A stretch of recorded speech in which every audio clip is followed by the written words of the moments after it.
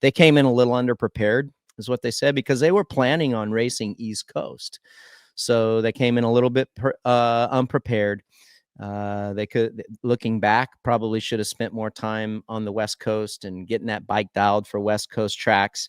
And if you remember, like everything, like his progression in Supercross and like his route in Supercross was fast forward. He was still like, he was kind of supposed to be on Juju's, progression. Trajectory, right? So, I mean, Juju rides, if you're comparing him just to Juju, I mean, Juju rides a hard pack really well. He's very talented on those style of tracks, talented everywhere, but I feel like he's better on the hard pack tracks. Yeah, so and that's why, and like he basically, they just need more experience. He didn't get a full off season last year. So that's one thing, because remember, he broke his wrist. So it's like, from what I could gotten, not just reading everything and listening to everything that he said, it's just, everything hasn't been perfect, and it's kind of been like really quick. So that's what they're saying. He's like, he's still pretty young and green in that area. So mistakes and covering up stuff is a little bit harder in Supercross, whereas SMX, you have a little bit more room to breathe. SMX tracks, I should say, the playoff tracks, and then of course outdoors, if you don't get a good start, you have more time, and it's just a little more forgiving. So taking all of that into consideration, I understand what he says, and it makes a lot of sense. RV, you know how it is, West Coast tracks are completely different than East Coast tracks. And I know people are going to beat him up and talk about how, well, he talks a big game, but still at the end of the day, he doesn't have the experience, and it adds up. And I agree with Brian. It adds up in Supercross. Brian always says Supercross is a different beast, and it is.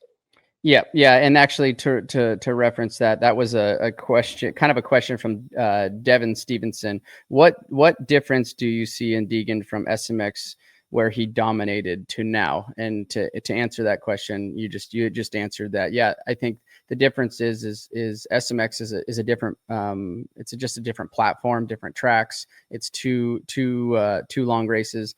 When you crunch everything in, yes, we do have some Triple Crowns, I understand that, but when you crunch everything into a 7 or 8 race series for these younger kids, there's a little it's just different pressure.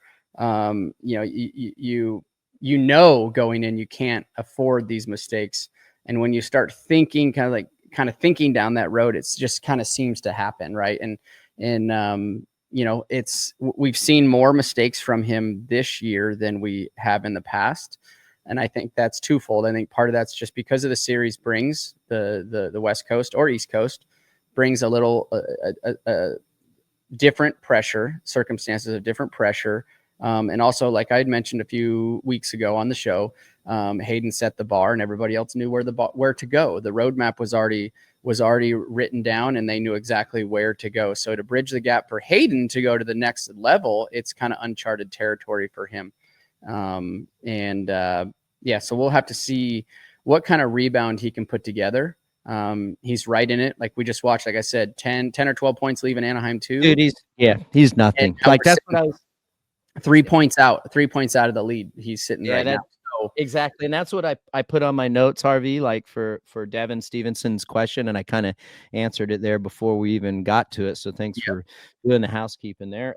Great question too. But I kind of like what RV is saying, Devin. Like, dude, he hasn't been to these races at a professional level, these tracks at a professional level. So anytime that he's done anything, and this is why I'm not grading him so much on where he is at right now, because he hasn't, anytime that he's been to a track or has been in a situation, he's been better the next time that he goes there or he's in that, specific situation.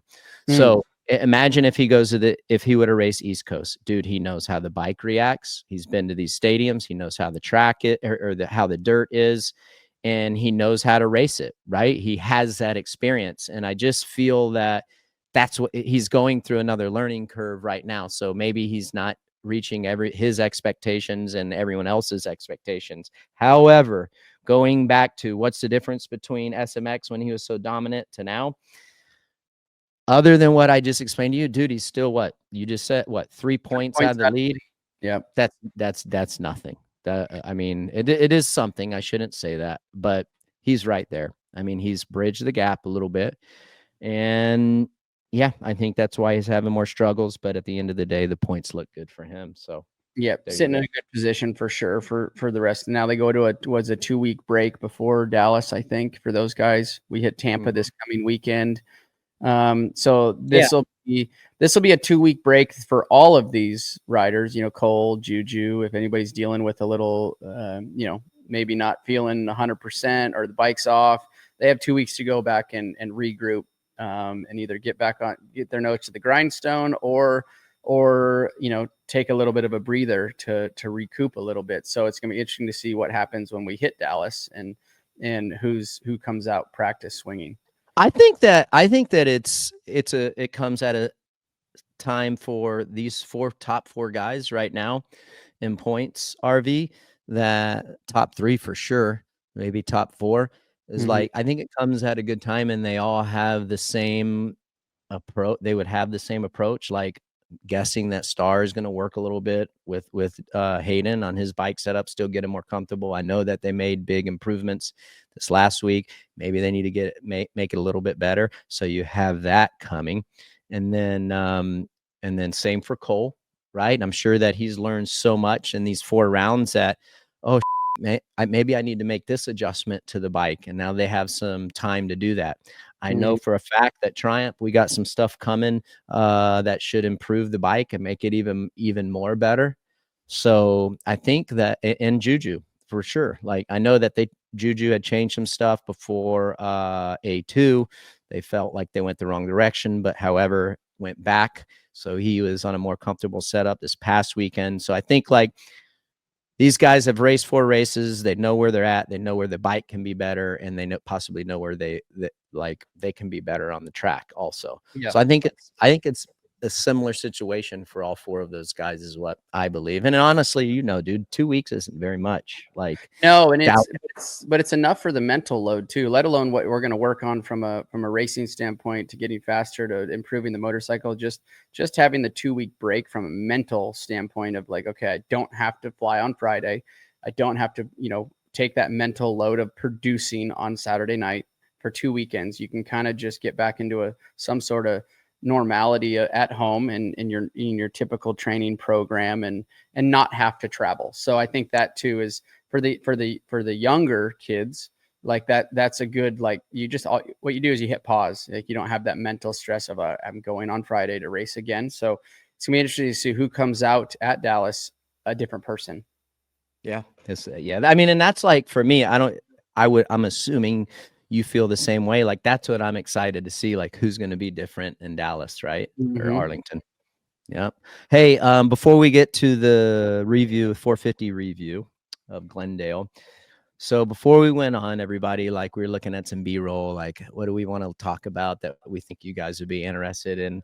I'm going to call this the bloopers section of Title 24 this week, but that first corner. And we found some guys pushing the limits. Was that borderline cutting or what have you? But this is the third start. Yeah. 450. Check out Haiden, Marchbanks. Yeah. Roll that, rewind watch Marchbanks right here. I mean, this is hilarious. I mean, Deegs goes over. There's nothing he could do. He got shut out. Like, is like, oh crap, goes over. But Marchbanks, watch him pivot right here. He's like, the hell with it. I'm just right up the inside. It's call it bloopers. What do you do? Is that like, are you flirting with cheating right there? Like, tell me that. Look, I'm going to say no. I mean, in the first turn situation like that, obviously we're watching Haiden go. Oh, that's a 450. No, class. Now we're 450. Hey, watch Justin Hill right here. Tell me right. Okay, so right around. Obviously, It looked like Chase's bike foot peg grabbed that top block. Look at Justin. Look at Justin, dude. Like, you can call it.